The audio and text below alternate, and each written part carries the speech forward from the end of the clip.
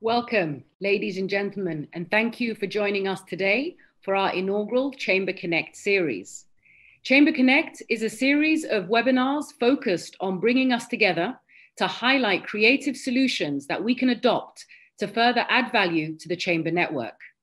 Today's session, entitled Pivoting Your Services, Getting Your Offerings Right, will share best practices and start a dialogue for collaboration. Today's webinar is a platform for chambers by chambers. In this context, we will address how we as chambers of commerce can understand the actions our peers are currently taking in relation to COVID-19 and hear from chambers who have shifted and realigned their resources and priorities to navigate the public and private sector to overcome one of the most difficult and challenging times that businesses and governments alike have faced in recent history. Today's webinar is a follow-on from a recent activity conducted by Dubai Chamber of Commerce, where we surveyed a number of chambers globally, and today our panelists represent some of those chambers who kindly contributed. We are pleased to provide a download of the report today. You'll see an icon on the top right of your screen where you can download a copy of the report entitled Chamber's New Norm, Adapting to Business Needs. The report is also available on the webinar's microsite. We take this opportunity to thank all those chambers who kindly offered up their time to take part in the survey. We would also like to thank ICC, World Chambers Federation, for their continued support in helping us to raise awareness of the Chamber Connect series. And together we are working with ICC WCF to use such platforms to develop the content for the 12th World Chambers Congress, which will take place here in Dubai over the 23rd to the 25th of November, 2021, inshallah. Before I get started, I'd like to bring your attention to a number of key interactive elements of the webinar today. All delegates will have the opportunity to send questions to the speakers throughout the webinar, as well as take part in a number of polls which the moderator will be pushing through to us today. And both functions can be found at the bottom of your screen. You can also use the dialogue box on the right-hand side if you wish to communicate with any of your peers in today's webinar.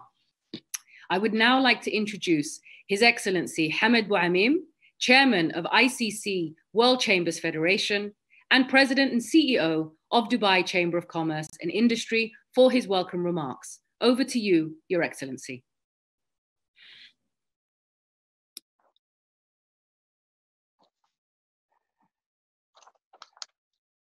Good morning, good afternoon, and good evening, everyone. It's a real pleasure to welcome you all today to the first session, as Layla said, of the Chamber Connect series. Allow me to speak to you today as I'm wearing two hats related to this event and this project. I sit here in Dubai as the President and CEO of Dubai Chamber of Commerce. I'm also the chair of the World Chamber Federation, where we believe that there are a lot of opportunities to be able to allow collaborations between chambers of commerce across the world.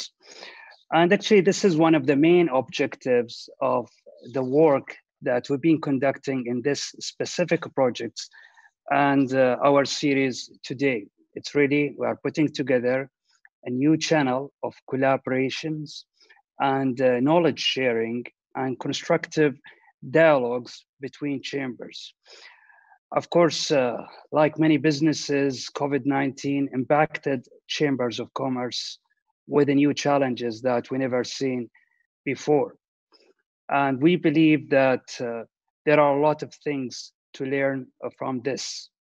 And we believe also that there are opportunities that may come going forwards if we can address these challenges in the right way. And this is where our research under Dubai Chamber started about the Chamber Connect series, where we wanted to understand not only what we've been doing, but what other chambers of commerce across the globe been dealing with this new challenges and how they get impacted And we've been doing this, of course, to be able to prepare ourselves and hopefully share it with others of the way forwards post COVID-19 periods. And recognizing the vital role that chambers of commerce play, we publish, along with the ICC World Chamber Federations, the chamber's new norm in terms of adapting business needs going forwards, where we've been highlighting how chambers of commerce been responding to COVID-19 that started actually earlier this year, and we're still going through it as we speak today. And we wanted to share best practices and opportunities for collaboration. And because we will be the host of the World Chamber Congress next year, we hope that through this research, we'll be able also to shape the agenda of the coming Congress to be able to provide something of relevance to chambers of commerce. Some of the important outcomes that we found out from this research that chambers of commerce did quite well in terms of dealing with this crisis. The ones that we dealt with, all of them actually did well with the safety and procedures and health issues related to their own staffs, and mobilized quite well those who did working from distance. And almost all of them ensured the continuity of their services to their business community. So this is the positive outcome of the reports. However, we also realize that there are areas of improvements. And these areas of improvements cover a number of aspects, whether it is related to resilience planning or risk assessments. And we believe that creating new solutions to address this new challenges that we are going through can be an opportunity. And we believe that chambers need to have more sustainable model to be able to be more agile, relevant, and competitive for the future. And the area of opportunities is something of a great interest for us because we realize across the globe that the small and medium businesses are increasingly seeking support and guidance for many issues that they are going through currently, whether the issue of remote working, which we believe will continue at least for the near future, and the area of digital transformation is here to come. Nothing will change in the future, and digital is the way forwards. Of course, areas related to e-commerce, global expansion, policy advocacy, the new ways of business matching, and others are potential opportunities for chambers of commerce if they can collaborate and work through it in a good way. Ladies and gentlemen, the World Chamber Federation recognized the importance of working with chambers to bridge the knowledge gap and increase the readiness for a future global crisis. And we hope that through events like this one or the Chamber Connect series, we can align our efforts to address the matters of importance to our business communities and bring real change and create a future for all of us. At the end, allow me to conclude by thanking, first of all of the participants. I understand that we expect to have more than 200 people from 58 countries to be with us in this first session. And of course, we hope that we can build up this momentum between now and our next Congress. I would like also to thank all the participants and the organizations that played part of the research that we conducted. And we hope to keep this as a dynamic reports that we can continue building the areas of collaborations that we want to go through it. And specifically, I would like to thank our colleagues who will be speaking today from Geneva, Torino, and Singapore, and of course, my colleague Adam from London. And of course, I look forward to welcoming you all to Dubai for the 12th World Chamber Congress that will happen in 1 year from now. Thank you. Thank you, Your Excellency. I would now like to introduce Dr. Adam Marshall, Director General for the British Chambers of Commerce, who will be moderating our panel discussion today. Over to you, Dr. Adam and the team. Thank you. Thank you very much, Leila. Thank you, Hamad, and good morning, everyone from London. I'd like to add my welcome to that of colleagues, particularly my colleague and friend, Hamad Bouamim, as chair of the World Chambers Federation, and to thank the Dubai Chamber team for the excellent work that they have done, bringing together global experiences of chambers of commerce so that we can all learn from both the challenges and opportunities faced by colleagues in different parts of the world. It's my pleasure to be the moderator for today's discussion. Over the next 45 to 50 minutes, we'll be looking at how chambers of commerce, both in individual localities and as national organizations, have responded to the pandemic. And if I can offer a note of optimism at this point in time, it is so clear, both from the colleagues on the call today and from everything else I've seen around the world, that chambers have stepped up and have done amazing things to support our business communities, companies both large and small, every sector, literally all around the world. But just, of course, as businesses have been disrupted, so too have chambers. Some have found this period challenging, both financially and psychologically, but there are great learnings from it too. If I take our own example at the British Chambers of Commerce, we went literally in 24 hours from being an office-based business to an entirely agile and flexible business on the 20th of March of this year. But that didn't stop us. We instituted daily conference calls with all 53 chambers of commerce across the UK and with our British chambers around the world. And in fact, I think the period brought us closer together to our membership and to our network than we have ever been, and in a coordinated way. We restructured our business into 3 multidisciplinary areas. The first, advocacy, to make sure that the voice of businesses was being heard. The second, chamber support, to make sure that chambers all across our country and indeed our colleagues around the world had assistance and backup from us. And business continuity too, for chambers of commerce. That's so important. Hamad mentioned sustainability, and we need to make sure that we have that as well. And whilst all of us are far from seeing the light at the end of the tunnel for the pandemic, I think we're in a good position collectively to support our business communities through the change and uncertainty that's ahead.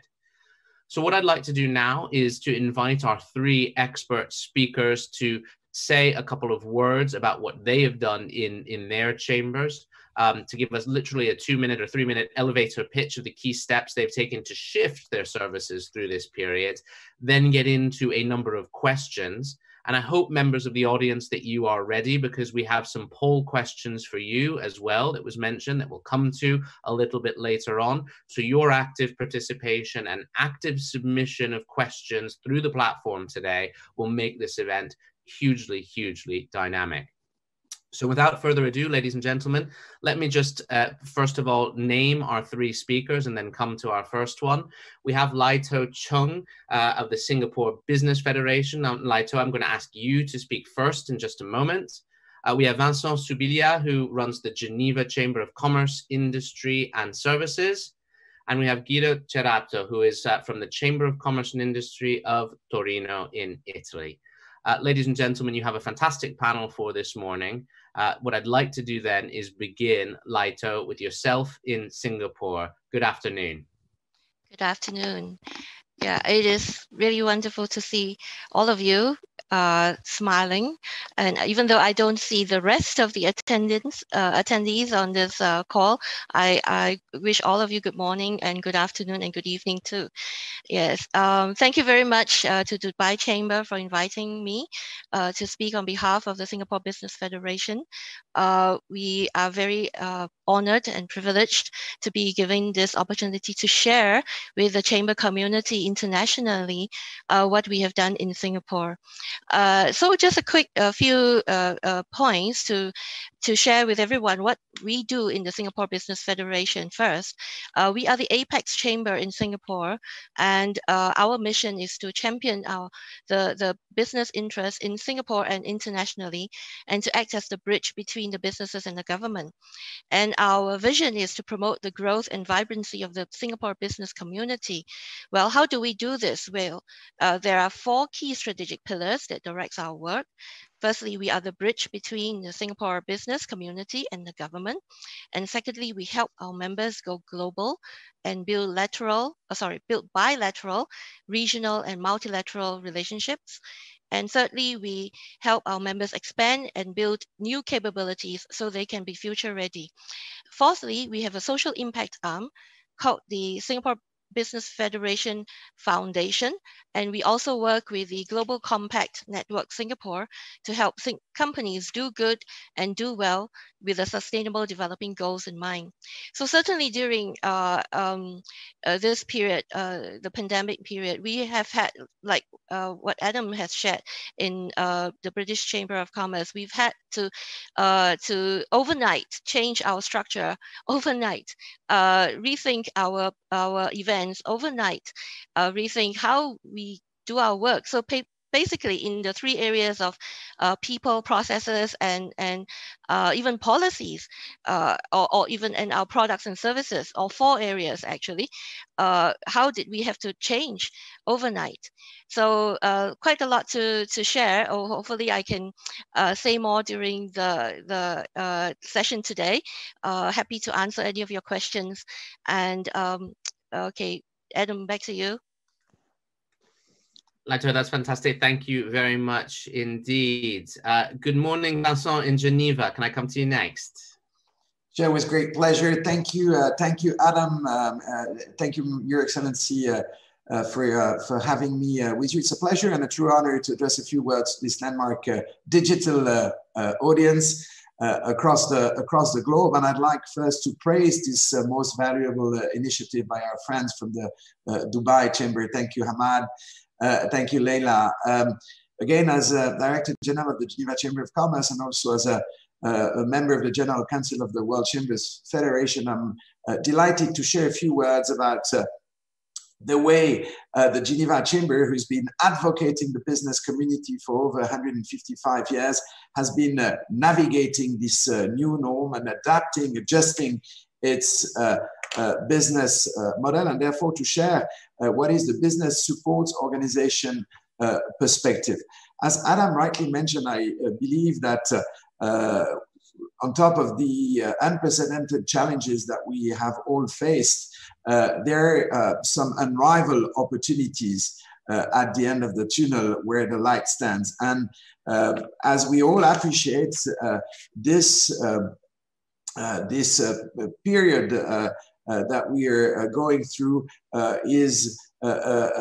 also offers to the Chamber a leverage to rethink its added value. And this works both from an internal and an external perspective.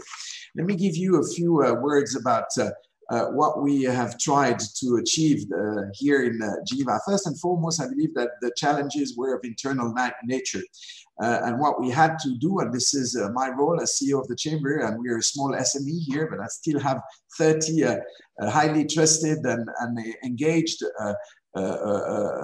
colleagues, is to ensure that the health of our colleagues was preserved. And while we have very soon resumed our on-the-ground activities, touch wood, no cases of COVID were to be reported. That's just what I wanted to highlight, because again, health comes on top of our priorities. Then if you look at the external challenges, the Chamber in Geneva works on 2 fronts, like many of my colleagues. First of all, we are a private institution, and therefore we cannot rely on any subsidies. So we also had to keep a close eye on our P&L, because our budget was quite heavily impacted by the pandemic.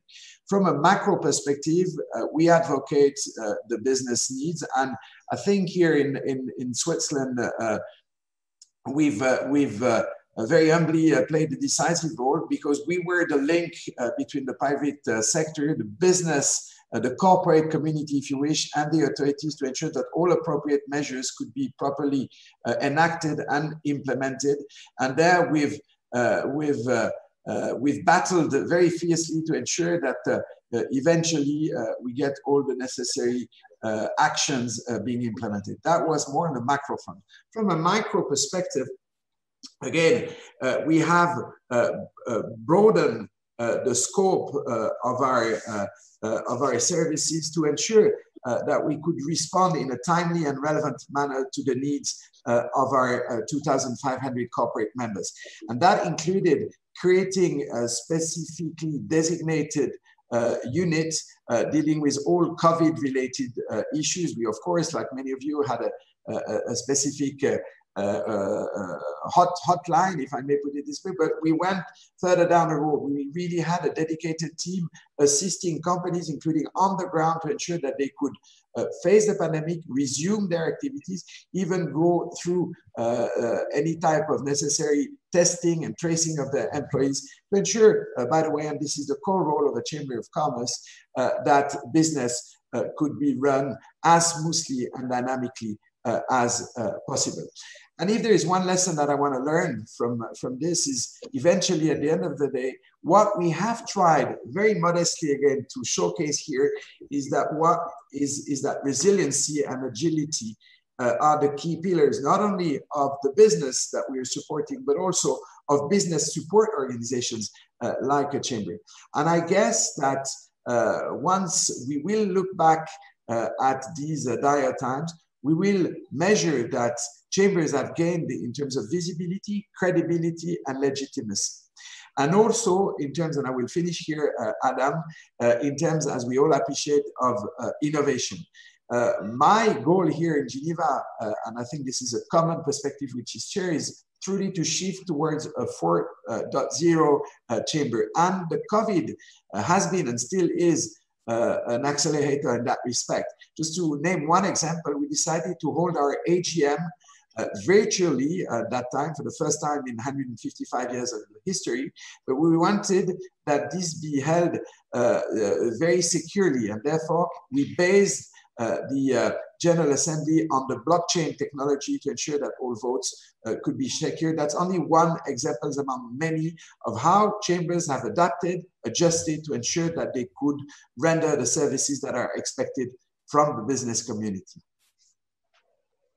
Vincent, thank you very much indeed. The blockchain AGM, I think, is something that many chambers will want to know more about with great interest. I certainly raised an eyebrow at that, having finally changed our own articles to ensure that we can forever hold our AGMs virtually from here on out.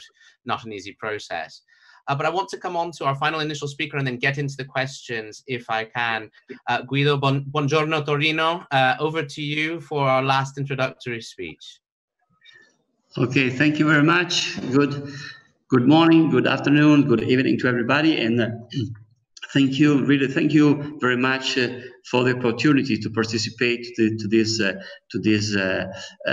project.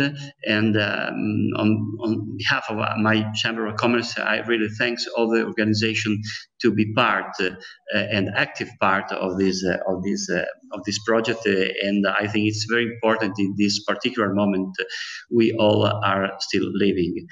Okay, just 2 words to present the Chamber of Commerce of Torino. Is as all Italian Chamber of Commerce, we are a public body depending on the Ministry of Economic Development. So we are a public body, but represents all the private businesses. We operate in our territory, that is the province of Turin, and we have approximately 220,000 companies whose dimension is small, very small, because 95% of them has less than 10 employees, and let's say 99% have less than 20 employees. So this is a relevant consideration if we want to understand how we faced the pandemic. Another element is that the pandemic matched with a change of our governance, but this was a challenge, but also an opportunity, because this meant to accelerate a process that was still in progress. And we faced this moment accelerating our work in two directions. First of all, we worked on the process innovation. And on the other side, we worked also on product and service innovation. On the first side of process innovation, the first thing we have been obliged to do is to virtualize approximately 270 workstations. We counted 270 employees, and in 3 weeks we virtualized all these their workstation. This was necessary to continue to assure to our members all the administrative services, especially in a moment when the law, the national law, continually changed the scenario, and the lockdown affected some business but not other, and so we were engaged in this work of supporting the administrative issues of our companies. On the other side, we virtualized all the services that until the day before we assured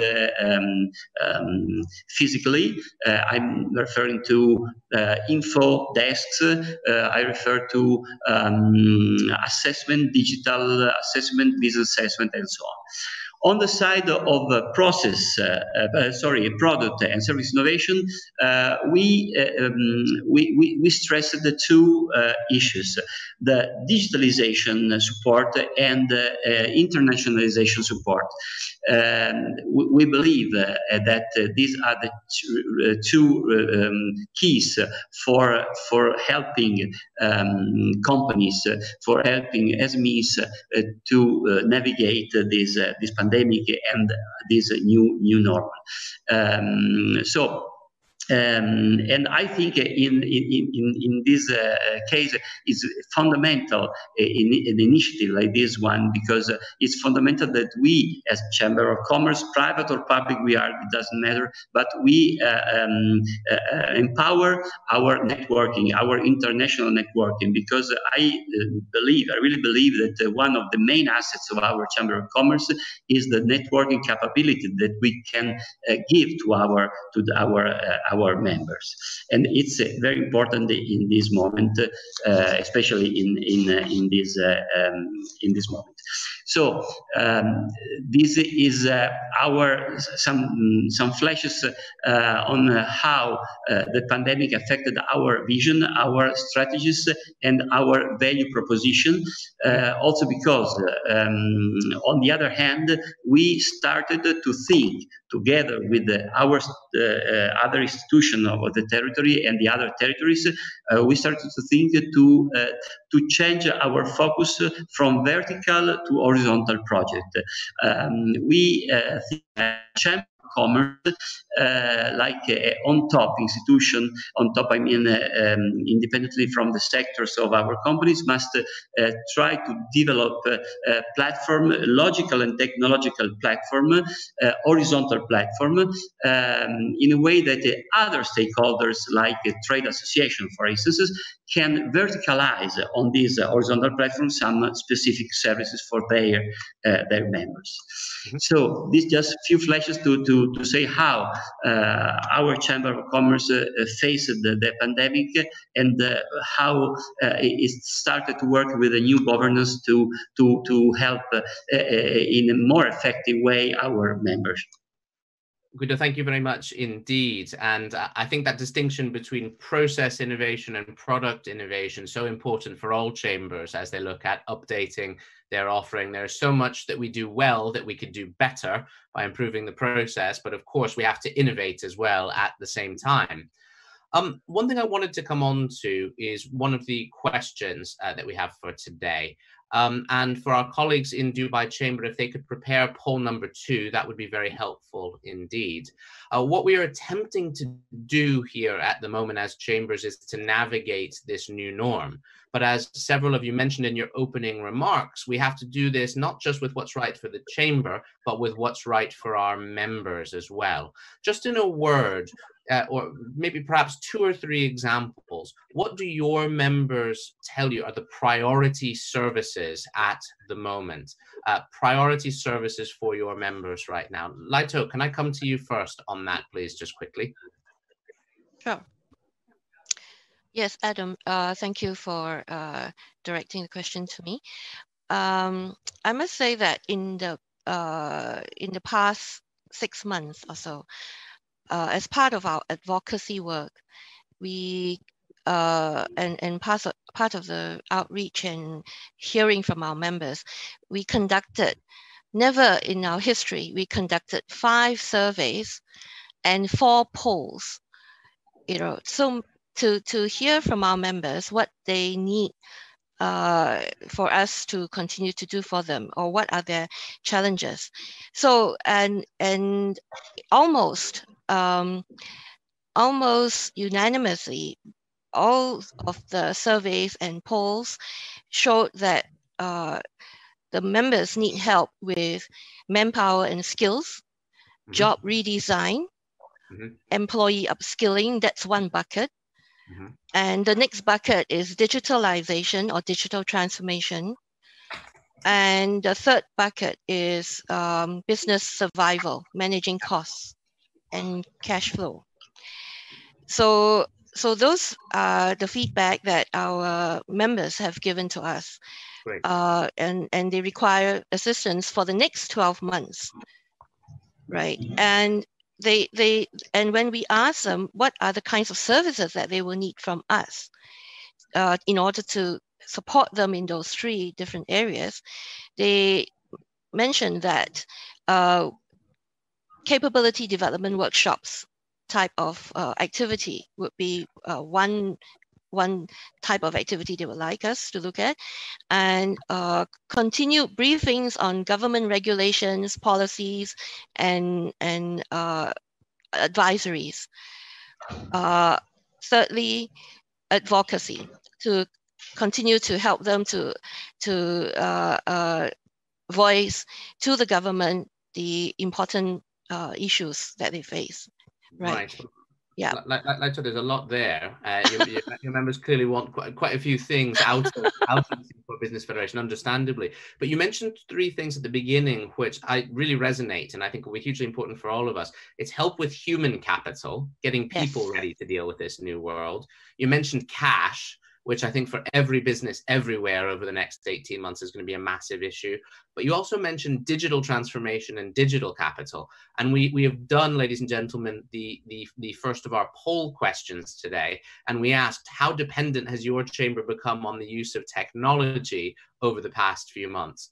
75% of you told us that you've become extremely dependent on technology over the last few months. Only 20% of you said a little dependent, and 5% of you said no change. I suspect in countries which have been very fortunate in terms of either their management or the incidence of coronavirus.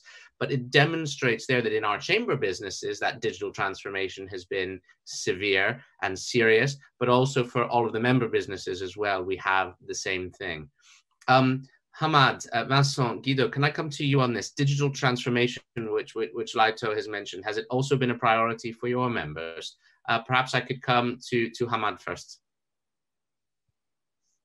Yes, for sure. It's important for us as Chamber of Commerce because, as I told you before, in 3 weeks we virtualized our working station. So we didn't know smart working before COVID. 3 weeks later, we were 95% in smart working. So without digitalization, we couldn't guarantee our services to our members. On the other side, digitalization, of course, was, is, and will be important for our members in the future. And on this issue, we continue to organize seminars, workshops on how technology can help, hardware, software, technology can help. But one of the most important things we are working on is to understand how technology can change and must change the mindset of our entrepreneurs. Because technology doesn't mean only to make the same things in a different way. But it means that technology can help you to do different things, more things. It could be also the opportunity to give up doing something and starting to do something more efficiently and more effectively. So this is not easy, but this is the real challenge to help, especially small and medium enterprises to face the digital gap and to succeed in changing their mindset. Guido, thank you. And Vincent? With pleasure. Again, I think everything has been highlighted by my two colleagues, and like Laito rightly mentioned, human capital and cash were certainly two key areas of concerns for our members. I would add to this, of course, advocacy, which I believe stands within the DNA of our institution, and there was a clear need for the chambers to act really as the facilitator to ensure, as I mentioned before, that all appropriate measures could be taken by relevant authorities. That said, from the digital transformation perspective, I can only echo what has been stated. COVID clearly figured an accelerator for those chambers that were on the middle of the bridge, willing to venture towards a more numeric environment, but still not having left that more historical space. So again, I believe that here again, there will be some return on investment for our chambers, because what we've achieved in a few months is what we would not have dared to do potentially in years. Let me give you one example here from Geneva to ensure that our members could actively engage with each other. We have created a digital marketplace, allowing them to exchange goods and services over an app, which we have featured. And again, this was in the drawing board for some time, but with COVID, we had it implemented at record time. So again, that's another achievement that would serve, I believe, possibly as an example of what has been achieved. And it is my belief that again the pandemic is truly acting as an accelerator, because we are really in a business survival mood for many of our companies, and therefore they truly turns at chamber, and this is in rough times that we need to hold the fort and that we can really showcase our added value. So my belief, and I'm an optimistic person, as Hamad knows, but my belief is that we will grow stronger at the end of this crisis, and we will go stronger together. And this is why the World Chambers Federation plays a key role, because it's a unique opportunity for the chamber movement with all its diversity, but to grow again and stronger as the voice of the business together with the ICC. So again, that's what I could share with you at this stage, Adam. Thank you. Thank you. I could not agree with you more, Vincent. And the point about advocacy, I think all of us share, because all of us have businesses facing extraordinary confusion, fast-changing rules, demand changing literally overnight. And they need us. We are the translators between business and government. We are the ones who make sure their voice is heard. And indeed, as you very rightly said, that whatever rules come out of governments can be understood too by businesses. I want to come on, if I can, to another question that has been posed and combine it with one from the live audience questioning. So we have a live audience question coming to us from Auckland in New Zealand, from Michael Barnett, who many of you may know runs the Auckland Business Chamber. Michael has asked to all, given that many of your members had reduced income during the pandemic, so therefore lacked discretionary spend, what products or services did you introduce to maintain income in your chamber? And that combines really with a question that we'd had previously, which was, how does this pandemic affect your chamber's profit margins, and what adjustments have you made to your services to reflect these financial changes? So this is really a question about the chamber profit and loss account and how services were adjusted in order to both help members, but also maintain the sustainability of the chamber. Laito, what did you do in this respect to try to bring in a new product or service to maintain income? Thank you, Adam. It is a challenge to come up with a new product or service that will be useful enough or attractive enough for members to pay, because most of our members have been affected, right? And even when we converted our physical events into webinars, the whole principle and the whole thinking about it was that it was important for the information to get out to our members. So we actually made all of our webinars free of charge.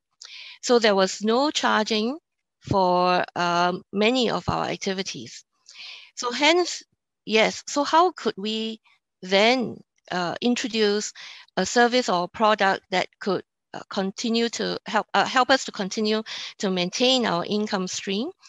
Well, in Singapore, we are very fortunate because in the Singapore Business Federation works very closely with the government. And so the government, we basically helped the government to perform some services to reach out to our members. And for that, we were paid, or we were given some administrative fee. So that helps us with maintaining our income. So quite a few of the initiatives that we have launched recently, called these SG or Singapore United Traineeships, SG United Pathways, Mid-Career Pathways, and SG United Jobs. These were actually in collaboration with the government. We in Singapore, in the period of April, that's where many of our graduates from the universities, from the polytechnics, from the technical institutions, they would have been released to the workforce. And if they were released to the workforce, and in the pandemic period, there was really not many new jobs to take these new graduates on. So therefore, the government needed a way to encourage the companies to take on these new graduates as trainees into their enterprises, with the hope that if and when the economy picks up, these new trainees would be given more permanent roles. Now, because we were looking in the thousands of new graduates, and the government was not going to be able to have a central body to, or did not have enough resources to do this. So we worked very closely with the government to set up a team to manage this matching of these trainees to the members. So I must say, the Singapore Business Federation is lucky and very fortunate to have this stream of income. Okay. Yeah, that's extremely helpful. So there's a lesson there of partnering up with governments who may be able to provide a counter-cyclical income stream to help chambers so that they can continue to provide services. I wonder, Guido, can I come to you next on this? I'm going to ask all of our panelists, just in the interest of time and all of the questions that we have, to make your answers as short as you can. Guido, on this, what have you changed financially, and is there something in particular you've introduced in order to maintain income? Guido, you're on mute at the moment, I'm afraid. So sorry. There we go. Technical problem. Okay. As I told you before, Italian Chamber of Commerce are public body, and all companies are obliged to be members for a small tax that is around 100 euro per year. So actually, we do not experiment a decrease in our income.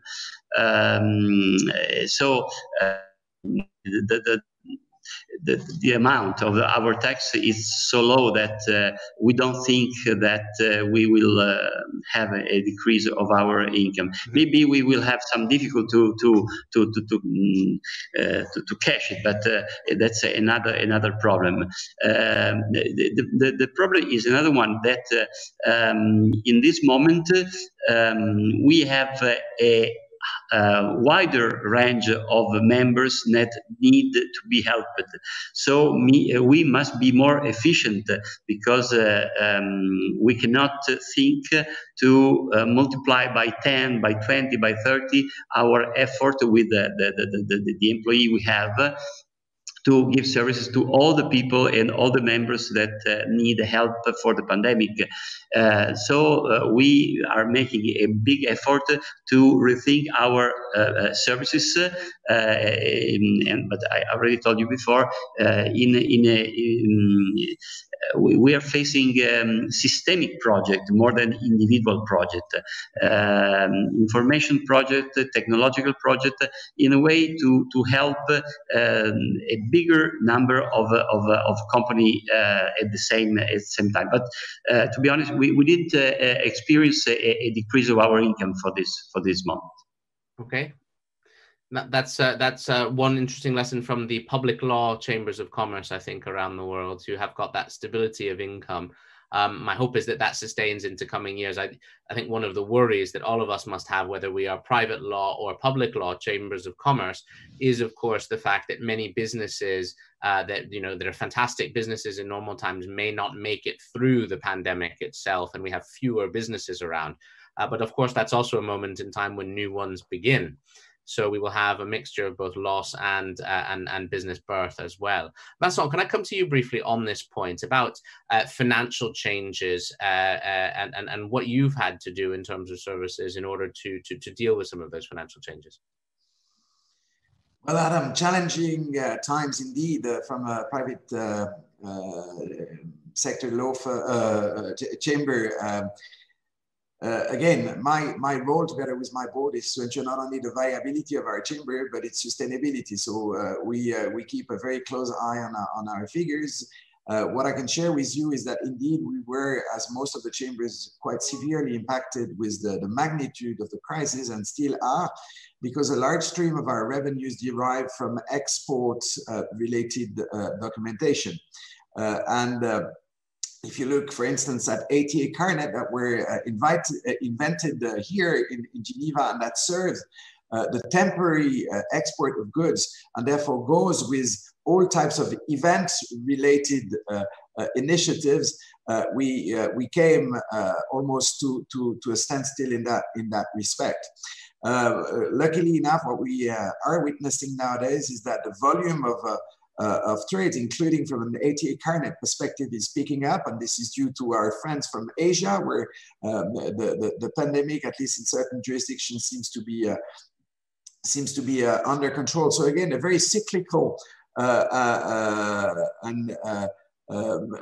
business. But that said, again, let's look at the glass half full. What it forced us to do is to again really assess our USP and try and diversify our already broad range of services, make sure that we could generate some alternative resources. And this is what we have done in Geneva, launching services at a cost, although minimal cost, because you want to be mindful, of course, of the situation that is impacting our members, which we are all serving. So you need to find a thin line here. You want to remain democratic, not to impose some additional barrier on entries, but at the end of the day, you need to pay your salaries and your charges. But on a positive note, I must say that here in Geneva we are blessed because we had a very solid balance sheet, but nonetheless, I'm conservative myself, so I needed to be mindful. On the other hand, I believe that in these difficult times, it is precisely when chambers are expected to also invest in the ecosystem.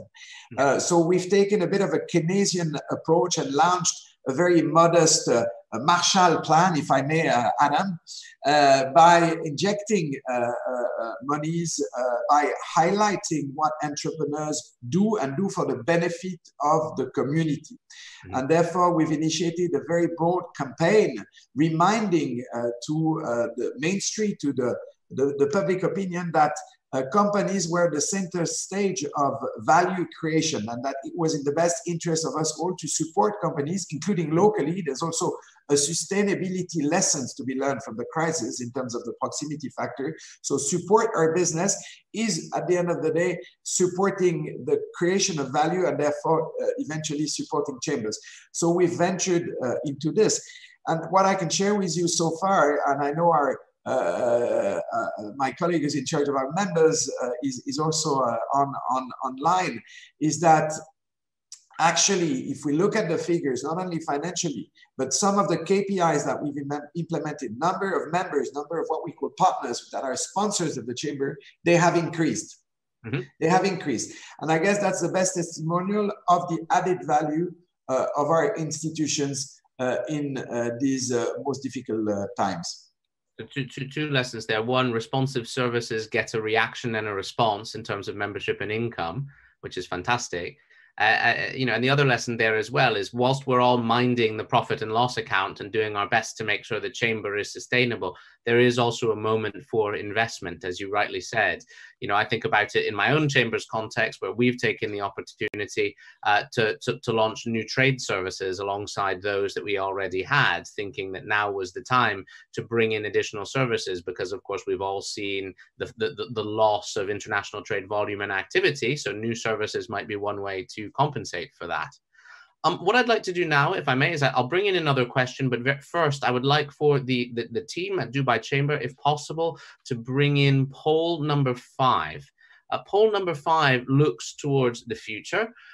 It's about your services as chambers of commerce, and it asks which services that your chamber runs are most likely to go through an overhaul in the future. So colleagues at Dubai Chamber will be bringing that poll live to you in the audience now. Meantime, what I can do is ask a question of the panel and then come back to those poll results if I can. The question really is around the next 6 to 12 months that we have in front of us. I'd like each of you to name for me one big opportunity and one big challenge facing your chamber over the next 6 to 12 months. I recognize many of those opportunities and challenges have been introduced already in some of your comments to date, but pull out the biggest ones for me if you can, colleagues. Biggest opportunity, biggest challenge for the next 6 to 12 months. Can I start with Laito?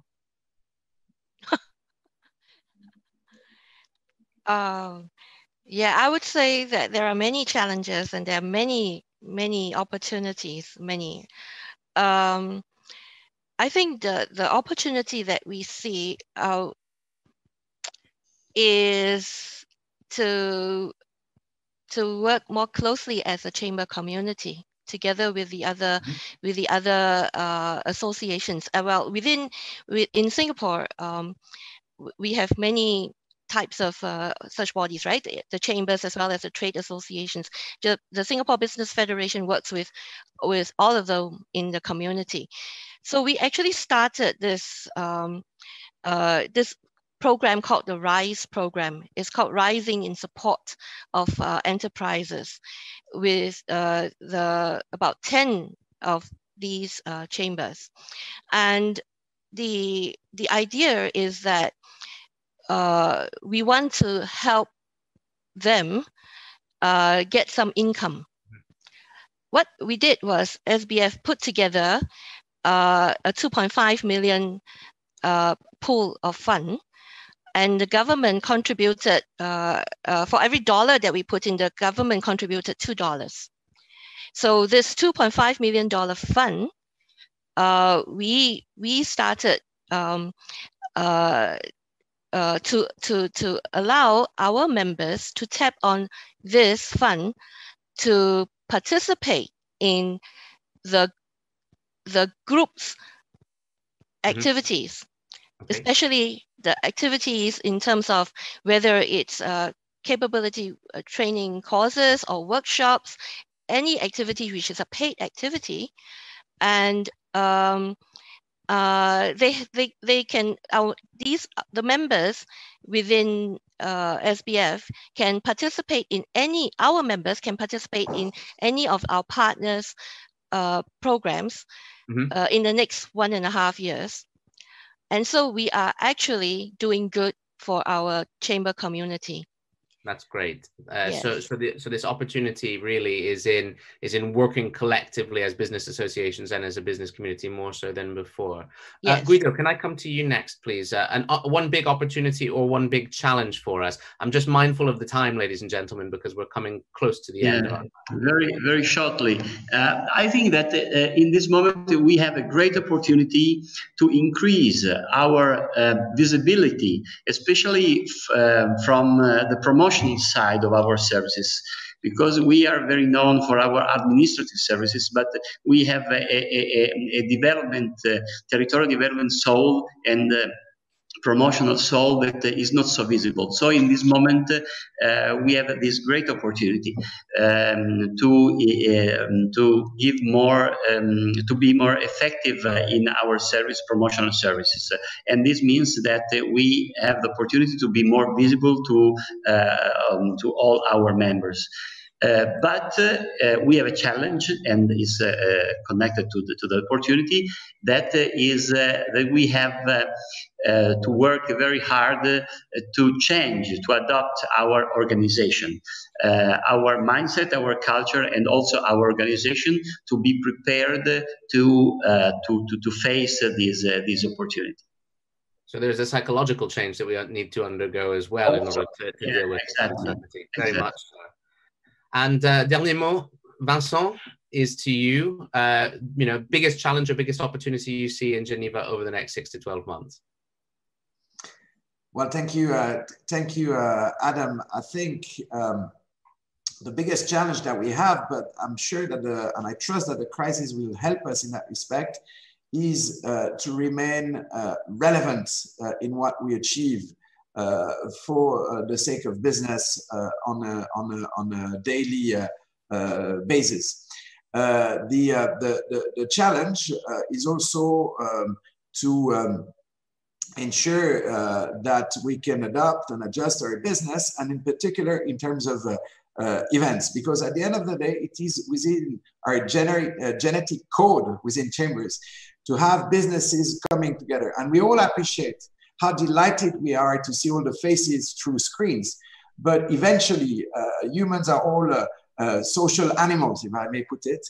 So I guess the challenge is to ensure that we can safely put us all back together in one room, as we will do for the Congress in 2021 in Dubai, and then 2023 in Geneva, where we look forward to welcoming you. And for this, we need to rely, of course, on technological developments and on the trust. Because if there is one word we want to retain here, is also trust and the economy of trust. To give you an example, we were discussing this here in Geneva. We've decided to resume, in strictest compliance with all sanitary measures, physical events. Yeah. We held one large event, the Grand Prix of Economy last week. Instead of 800 participants, we only had 250. But nonetheless, we maintained it because we need to convey a message of trust to the business community. And there was the world before the pandemic, but there will be a world after the pandemic, and hopefully soon. So some light at the end of the tunnel, and let's us all work in that direction by pulling the same string within Chambers. Thank you again. Absolutely, and that optimism is something we all share. So the answer to your poll question, ladies and gentlemen, really ties in with the answer that Vincent has just given. Which services are most likely to go through an overhaul in the future? Top option was events. 40% of you saying events likely to change the most. Second option was the easy out, which many of you took, which was option D, all of the above. You said everything was going to change. The third, in the margin of error there, 27% was membership. And then finally, documentation. Just 3% of you thought documentation was likely to go through an overhaul in the future. So the services that we all think we're going to be changing are events. We're here virtually today. Some will be hybrid, and some we hope very much, like Vincent, that we will all be back in person again very soon. Now, ladies and gentlemen, it's been a huge pleasure to guide you through this conversation today. I want to thank Chung Lai To, the Executive Director for Membership at the Singapore Business Federation. I'd like to thank Guido Cerato, the General Manager of the Torino Economic Development Area at Torino Chamber of Commerce. And of course, my colleague and friend, Vincent Subidia, Director General of the Geneva Chamber of Commerce, Industry and Services. My final thank you is to the team of people at Dubai Chamber who have done a truly excellent job bringing this Chamber Connect event and the entire series together. It's very easy to thank those of us who are on the screen, but more important, I think, to thank the fantastic team that's brought today together under the leadership of our chair and colleague, Hamad Bouamim. So thank you very much, everyone. And with that, I will hand back to Leila for some closing remarks. Thank you. Thank you very much, Adam. And thank you very much to our panelists today. It's been fantastic. And we truly hope, that the chambers who have been with us today will find great value in moving forward with the advice and guidance that's been given at today's briefing. We'd love to hear your feedback. Delegates will be sending you a short survey with a video link to today's session shortly, either today or tomorrow, inshallah. As mentioned earlier in the beginning, and as mentioned by His Excellency Hamad Bouamim, the Chamber Connect series has been created without common interests at heart. By running such webinars, we hope to bridge our network as well as create a platform for increased collaboration and communication. And we hope we've achieved that today with our inaugural webinar. Before we all leave, we'd like to give you or leave you with a short video which provides a sneak preview of what you can expect when you join us here next year in Dubai for the 12th World Chambers Congress. Again, I would like to thank all of our participating speakers for joining us today, and thank all of our delegates who joined us from 58 countries, we hope, and we look forward to seeing you at our upcoming event. Thank you very much.